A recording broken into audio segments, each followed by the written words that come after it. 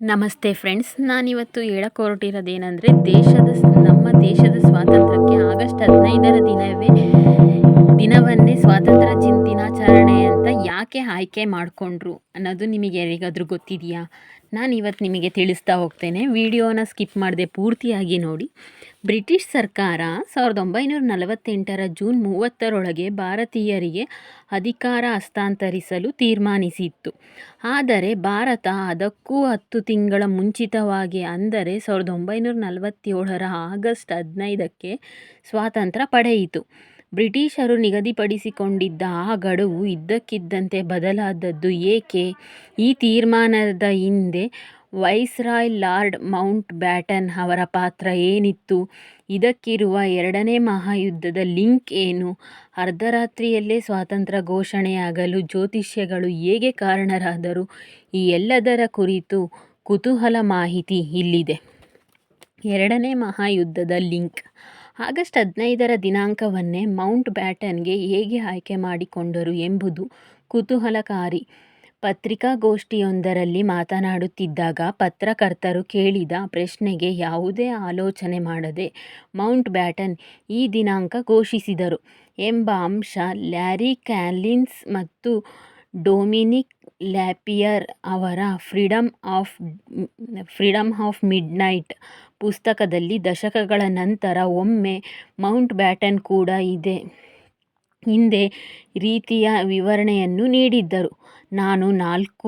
ನಾನು ಆಯ್ಕೆ ಮಾಡಿದ ದಿನಾಂಕ ಇದ್ದಕ್ಕಿದ್ದಂತೆ ತಲೆಯಲ್ಲಿ ಬಂದಿದ್ದು. ಸುದ್ದಿಗಾರರ ಪ್ರಶ್ನೆಗೆ ಉತ್ತರವಾಗಿ ನಾನು ಆ ದಿನಾಂಕವನ್ನು ಹೇಳಿದೆ. ಇಡೀ ಘಟನೆಯ ಮೇಲುಸ್ತುವಾರಿ ನನ್ನ ಕೈಯಲ್ಲೇ ಇದೆ ಎಂಬುದನ್ನು ತೋರಿಸಲು ನಾನು ಬಯಸಿದೆ.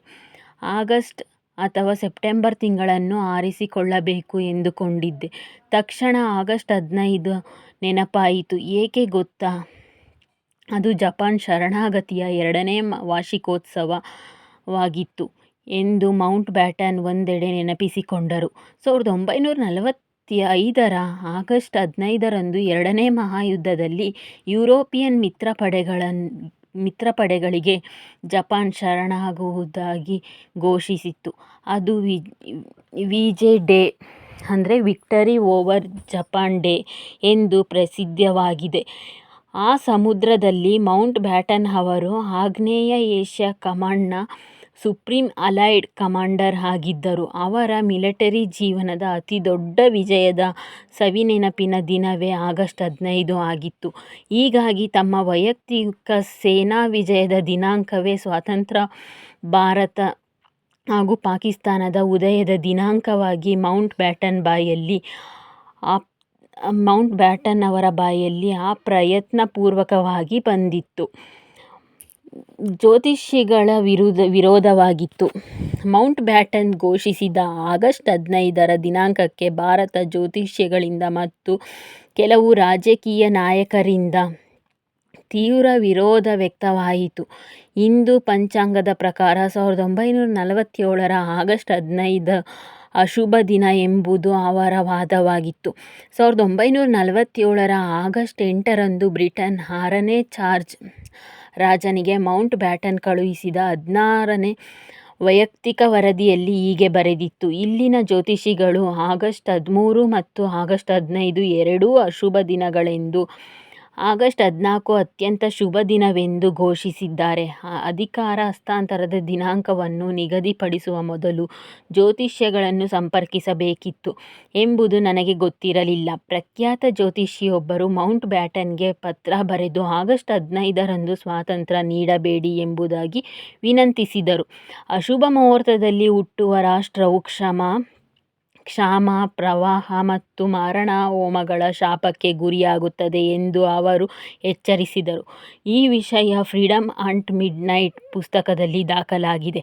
ಜ್ಯೋತಿಷಿಗಳ ಎಚ್ಚರಿಕೆ ಮತ್ತು ಮೌಂಟ್ ಬ್ಯಾಟನ್ ಅವರ ಹಠ ಎರಡನ್ನೂ ಸರಿದೂಗಿಸಲು ಭಾರತೀಯ ನಾಯಕರು ಒಂದು ಉಪಾಯವನ್ನು ಹೂಡಿಸಿದರು. ಹಿಂದೂ ಸಂಪ್ರದಾಯದ ಪ್ರಕಾರ ಹೊಸ ದಿನವು ಸೂರ್ಯೋದಯದೊಂದಿಗೆ ಪ್ರಾರಂಭವಾಗುತ್ತದೆ. ಆಂಗ್ಲ ಕ್ಯಾಲೆಂಡರ್ ಪ್ರಕಾರ ಮಧ್ಯರಾತ್ರಿ 12 ಗಂಟೆಗೆ ಹೊಸ ದಿನಾಂಕ ಆರಂಭವಾಗುತ್ತದೆ. ಆದ್ದರಿಂದ ಆ 14ರ ರಾತ್ರಿ 12 ಗಂಟೆಗೆ ಅಂದರೆ ಆಗಸ್ಟ್ 15ರ ಆರಂಭದ ಕ್ಷಣದಲ್ಲಿ ಅಧಿಕಾರ ಹಸ್ತಾಂತರ ಮಾಡಿಕೊಳ್ಳುವುದು ಎಂದು ರಾಜಿ ಸೂತ್ರ ಕಂಡುಕೊಳ್ಳಲಾಯಿತು. ಬ್ರಿಟಿಷರಿಗೆ ಭಯ ಹುಟ್ಟಿಸಿದ್ದು ಈ ಹಿಂಸಾಚಾರ. ಲಾರ್ಡ್ ಮೌಂಟ್ ಬ್ಯಾಟನ್ 1947ರ ಮಾರ್ಚ್ 22ರಂದು ದೆಹಲಿಗೆ ಬಂದಿಳಿದರು. ಮಾರ್ಚ್ 24ರಂದು ವೈಸ್ರಾಯ್ ಹಾಗೂ ಪ್ರಮಾಣವಚನ ಸ್ವೀಕರಿಸಿದ ಅವರು ಕಾಂಗ್ರೆಸ್ ಮತ್ತು ಮುಸ್ಲಿಂ ಲೀಗ್ ನಾಯಕರೊಂದಿಗೆ ಸರಣಿ ಸಭೆಗಳನ್ನು ನಡೆಸಿದರು. ಸುದೀರ್ಘ ಮಾತುಕತೆಗಳ ನಂತರ 1947ರ ಜೂನ್ 3ರಂದು ಮೌಂಟ್ ಬ್ಯಾಟನ್ ತಮ್ಮ ದೇಶ ವಿಭಜನೆಯ ಬ್ಲೂಪ್ರಿಂಟ್ ಪ್ರಕಟಿಸಿದರು. ಪಾಕಿಸ್ತಾನ ಎಂಬ ಹೊಸ ರಾಷ್ಟ್ರದ ರಚನೆ, ಪಂಜಾಬ್ ಮತ್ತು ಬೆಂಗಾಲ್ ಪ್ರಾಂತ್ಯಗಳ ವಿಭಜನೆ ಹಾಗೂ ವಾಯುವ್ಯ ಗಡಿ ಪ್ರಾಂತ್ಯದಲ್ಲಿ ಜನಾಭಿಪ್ರಾಯ ಸಂಗ್ರಹಣೆಗೆ ಈ ಯೋಜನೆ ದಾರಿ ಮಾಡಿಕೊಟ್ಟಿತು.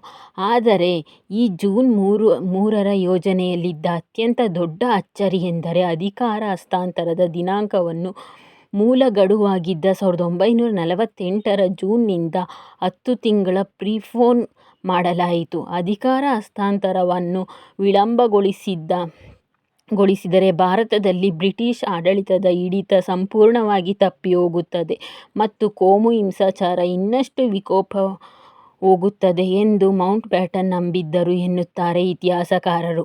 ದೀರ್ಘಕಾಲದ ಮಾತುಕತೆಗಳಿಂದ ಕಾಂಗ್ರೆಸ್ ಮತ್ತು ಮುಸ್ಲಿಂ ಲೀಗ್ ನಾಯಕರು ರೋಸಿ ಹೋಗಿದ್ದರು. ಹೀಗಾಗಿ ಅಧಿಕಾರ ಹಸ್ತಾಂತರ ಎಷ್ಟು ತ್ವರಿತವಾಗಿ ಆಗುತ್ತದೆಯೋ ಅಷ್ಟು ಒಳ್ಳೆಯದು ಎಂದು ಸಮ್ಮತಿಸಿಬಿಟ್ಟಿದ್ದರು.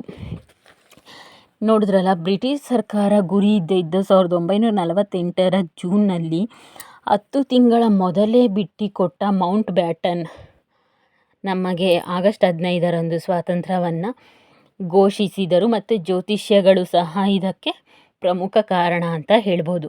ಯಾರ್ಯಾರಿಗೆ ಭಾರತದ ಮೇಲೆ ತುಂಬ ಅಭಿಮಾನ ಇದೆ, ನಮ್ಮ ದೇಶ ಅನ್ನೋ ಅಭಿಮಾನ ಇದೆ, ಅವರೆಲ್ಲ ನನ್ನ ಚಾನಲನ್ನು ಲೈಕ್ ಮಾಡಿ, ಕಾಮೆಂಟ್ ಮಾಡಿ, ಸಬ್ಸ್ಕ್ರೈಬ್ ಮಾಡಿ. ನನ್ನ ಚಾನಲ್ನಲ್ಲಿ ಈ ವಿಡಿಯೋನ ನೋಡಿ ಜೈ ಭಾರತ್ ಮಾತಾ ಕಿ ಜೈ ಎಂದು ಕಾಮೆಂಟ್ ಮಾಡಿ. ಎಲ್ಲರಿಗೂ ಒಳ್ಳೆಯದಾಗಲಿ. ಧನ್ಯವಾದಗಳು. ಶುಭ ದಿನ. ಮುಂದಿನ ವಿಡಿಯೋದಲ್ಲಿ ಸಿಗ್ತೇನೆ. ಇದೇ ಥರದ ವಿಡಿಯೋಗಳನ್ನು ನೋಡ್ತಾ ಇರಿ.